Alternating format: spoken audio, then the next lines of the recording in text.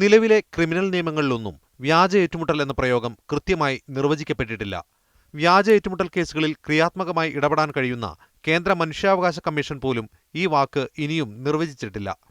2010 വരെ രാജ്യത്ത് 3000-ഓളം ഏറ്റുമുട്ടൽ കൊലപാതകങ്ങളാണ് സൈന്യവും പോലീസും നടത്തിയിട്ടുള്ളത്.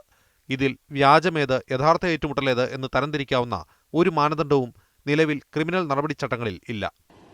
There are deficiencies in the law and procedure, no doubt about it. We are governed by outmoded laws of procedure, evidence and substantive law. They are not adequate enough to deal with the increasing and new types of crime that is developing. ദേശീയ മനുഷ്യാവകാശ commission ഏറ്റുമുട്ടൽ കൊലകളെക്കുറിച്ച് എല്ലാ വർഷവും വിവരം ആവശ്യപ്പെടാറുണ്ട്. പലവട്ടം ഇത് സംബന്ധിച്ച മാർഗരേഖകളും നൽകുകയും ചെയ്തു. ഏറ്റുമുട്ടലിൽ ആര് മരിച്ചാലും കൊലപാതകം സംബന്ധിച്ച FIR തയ്യാറാക്കി കേസ് രജിസ്റ്റർ ചെയ്യണമെന്ന നിർദ്ദേശം സംസ്ഥാനങ്ങൾ പാലിക്കാറില്ലെന്ന് നിയമവിദഗ്ധർ ചൂണ്ടിക്കാട്ടുന്നു.